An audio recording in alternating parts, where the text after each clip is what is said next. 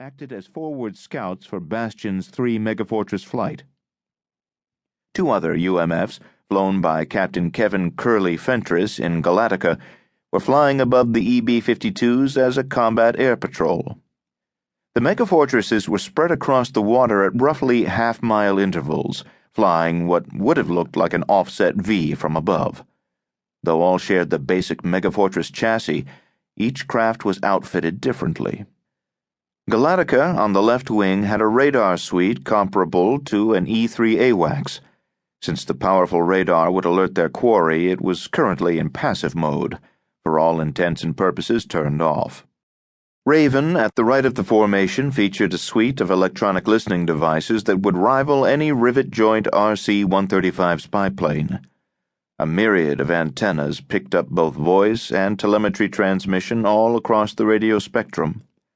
The computer gear stuffed into the rear compartments provided the onboard operator with real-time decoding of all but the most advanced encryptions. A second operator commanded a suite of gears similar to that found in Wild Weasel and Spark-Vark aircraft. He could both detect and jam active radar units at roughly 200 miles. The rotating dispenser in the bomb bay included 4 Tacit Plus anti-radiation missiles. Launched from just inside 100 miles, they could either fly straight to a known radar site or orbit a suspect area until the radar activated. A thick 18-inch section had been added to the weapons behind their warhead. This new section had been designed specifically for the sea mission. The gear inside the area allowed the missile to use its active radar on its final leg if the target switched its own radar off. Though relatively weak and short-ranged, it was hard to detect and also difficult to jam. Once fully operational, the missile promised to make aircraft essentially invulnerable to surface ships, at least until enough missiles were used so that an enemy could figure a way around them. The payload aboard Iowa, Bastion's plane, was the reason the 3 megafortresses were here.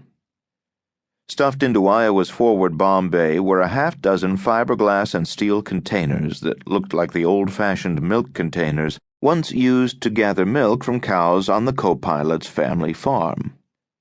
A thick ring that sat about where the handles would have been contained just enough air to properly orient the container's head and counter the weight in the bottom, helping the buoy float a few meters below the surface of the water.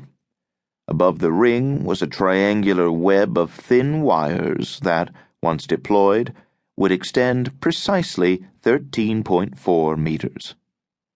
The wires were attached to a line-of-sight radio transmitter that generated a short-range signal across a wide range of bands. These signals could be received and processed by a specially modified version of the antennas and gear used by the megafortresses while directing Flighthawks. The bottom portion of the buoy contained 3 different arrays.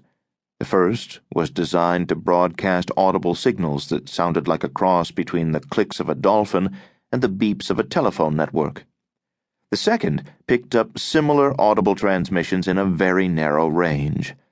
The third transmitted and listened for long and extremely low frequency, or ELF, radio waves. These devices were actually relatively simple, and while not inexpensive, were considered expendable, which was why the buoyant ring was equipped with small charges that would blow it off the buoy, sending them to the bottom of the ocean. In essence, the milk cans were simply sophisticated transmitting stations for Piranha, the larger device strapped to Iowa's belly. Piranha looked like an oversized torpedo with extra sets of fins on the front and rear. Once in the water, the conical cover on its nose fell off to reveal a cluster of oval and circular sensors that fed temperature, current, and optical information back to a small computer located in the body of the device. Between these sensors and the computer was a ball-shaped container that held a passive sonar. This, too, fed information to the computer, which in turn transmitted it, whole or in part, back to the buoy. The rear 2/3 of Piranha contained its hydrogen cell engine.